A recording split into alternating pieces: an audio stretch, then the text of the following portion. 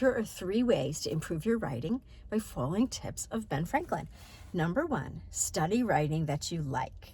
This is what Ben Franklin did, and so you can do this too. So think of what writing you like. Is there a magazine you subscribe to? Is there a website you enjoy reading?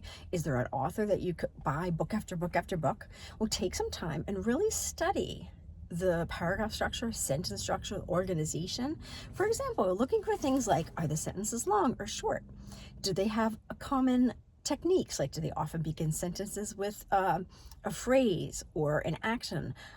Do they hopefully use a lot of active voice, not passive voice? Sometimes people have certain punctuation style. Some people, like me, loves em dashes. Other people like ellipses.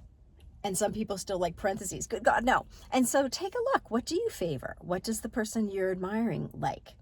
Number 2 way to write like Ben is make an outline. How could you possibly get where you want to go if you don't know how to get there?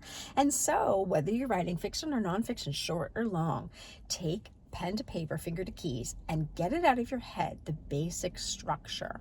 Maybe your novel, you might list the chapters. Your nonfiction piece, you might list the sections you want to cover. And don't feel that you're, married to any set order. You can move things around. That's the whole beauty of being an author. But get the outline down. It doesn't have to be big. It doesn't have to be fancy. It doesn't have to be formal. It doesn't even have to be sentences, friends. Just get the ideas down there. Then after you've crafted that basic outline, consider that your skeleton. Now hang some meat on the bones. Maybe do make those thought sentences.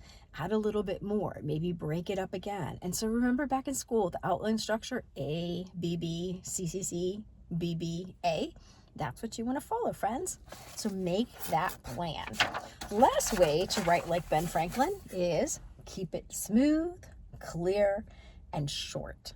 Sometimes books cross my desk and I swear even I get lost in the sentences that go on and on and on. That is not smooth, clear, and short. Now, one way that I learned that can be helpful to write is imagine you're talking to someone that you feel real comfortable with, like your favorite aunt. And imagine that you're talking to her. That is the best writing. It's smooth, clear, and short. So if you find yourself having sentences that are really paragraphs, that is not a sentence, friends. That is a paragraph. And you should definitely break that down into a couple of sentences.